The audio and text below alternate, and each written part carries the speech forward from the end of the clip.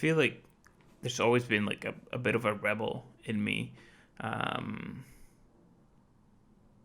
sometimes I kind of like attribute it to um, sort of like the maybe like the Latino or like Hispanic heritage, or just growing up in um, a country that in many ways resembles or reflects um, where Hispanic countries are at, that or are not only at, but kind of like their history, that I feel like there's a sense of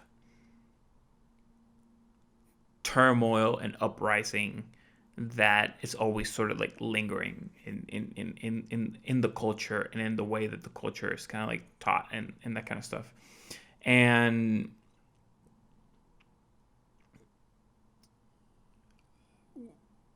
when I took my first sociology class in college, I didn't even know what sociology was, and I don't even know how I signed up for that class for a series of reasons. Like it just seemed very, in retrospect, it seems really strange that I ended up in that class, but I still did, and I think it was a really profound shift of um, where my mindset was, um, and where it shifted to, and then where it is today. That I think are, in some senses, three very different ways of looking at the world. And so, one of the things that seemed kind of interesting is um, the idea of equality, and it was one of the bigger topics that we spoke about in sociology, and that's, I think, when I really got into understanding all these, like the big protests that we've done throughout history to try to like and get rights for certain groups of people and all these kind of things. And that's what I really like started to have like a stronger connection to those kinds of manifestations. Um, but eventually, through like a series of experiences, I kind of realized that, in a sense, it almost feels like the work that we're doing to get rights for certain groups of people is not reflecting where it is that we truly want to be. That although the way that we're doing it the way that we're doing it right now seems very noble, I don't know that it is benefiting us in the long term. And the reason I think that is, for one, if you have to fight for someone's rights, then you're not fighting for rights, you're fighting for privileges. Because rights would be, I would imagine that by definition, they would be something that would not be, that could not be taken from you because they are rights. However, privileges are something that are factor to your standing, or the way that maybe like society looks at you, or these kind of things, or maybe the way that you look at yourself and the people that you think you look like, or that you think you represent, and all that. That is where privileges are. And so in that sense, what we're fighting for is privileges and not rights. But we think we're fighting for rights. We think if we're fighting for something that is immutable and long term. And I think this is the first thing that we need to come to terms with, because the fight that we're doing and what we are achieving that seems like a victory aren't the same thing. That we're looking for something and we're getting something in return that feels like it is what we were looking for, but it's not. And the other piece to this is that I also feel like these fights that we're doing to get the rights for certain groups of people are, in a sense, an impossible game. And I define an impossible game as a game in which you can never, win, a game in which you can never get to the end because the end always keeps moving out further. And the reason that I see this as that is because we as human beings are extremely fucking creative. And so, recently there's maybe like the most recent fight for rights are those for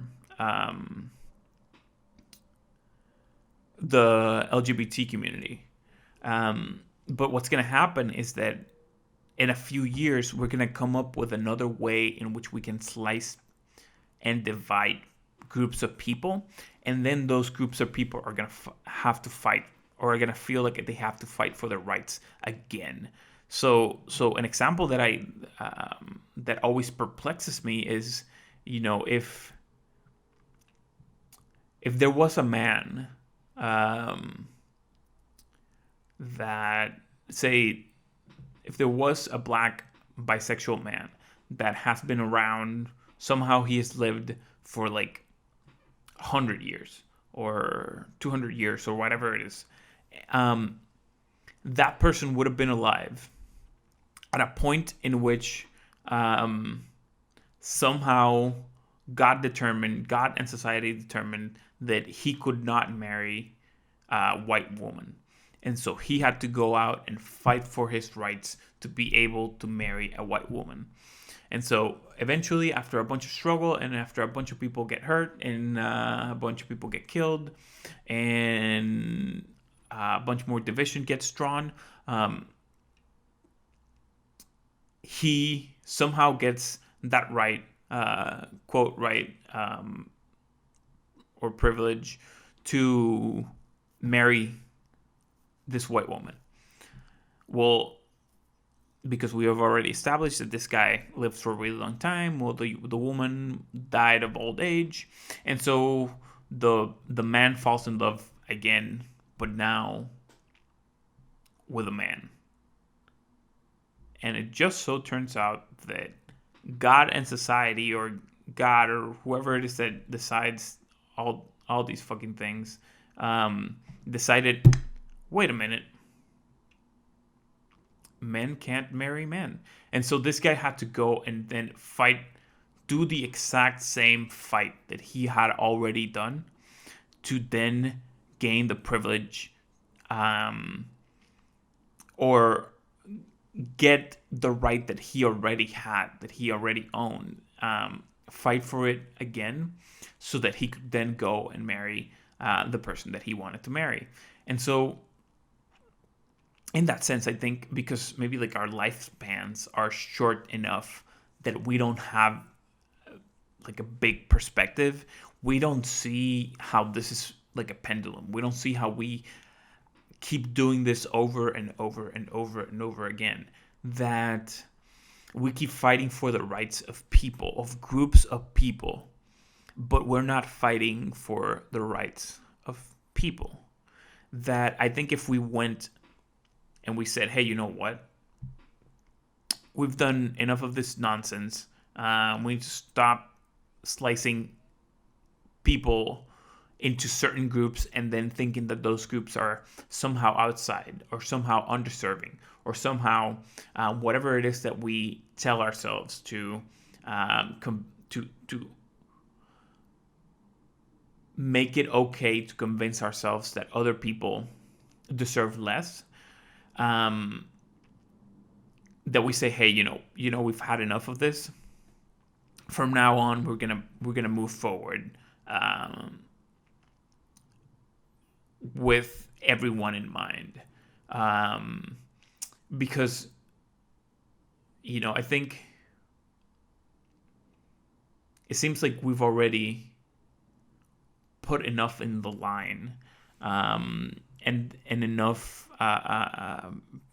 violence and turmoil and just general like division in between people, just general infighting has been done to solve problems that we now need to solve again, that it just feels like, again, that we're playing a game that does not have an end, that we're playing a game that we cannot win.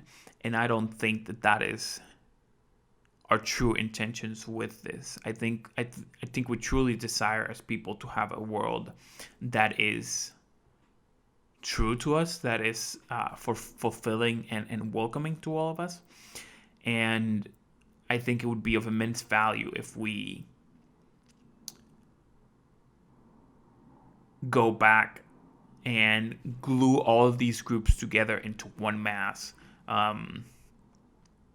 and stop dividing people into groups. And because I think it is incredibly easy to put some, if someone is prone to believing that there's a group of people who are sort of like the outsiders, and that those people deserve less, if someone's prone to that, and I think in most people seem to be, then it doesn't take much for someone to build the argument that there's someone out there who deserves less.